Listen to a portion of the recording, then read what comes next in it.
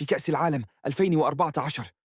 وفي مباراة لم يكن يتوقعها أحد بهذه النهاية، وقف العالم مذهولا أمام لحظة ستبقى خالدة في تاريخ كرة القدم.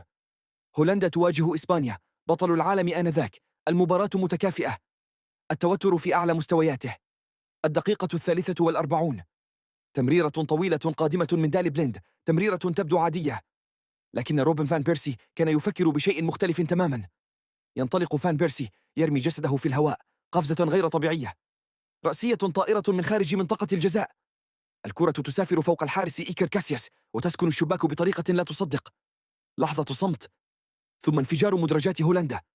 هدف لم يكن مجرد تعادل، بل رسالة قوية لبطل العالم. هذا الهدف لم يكن صدفة، كان مزيجا من التوقيت المثالي والجرأة والثقة المطلقة بالنفس.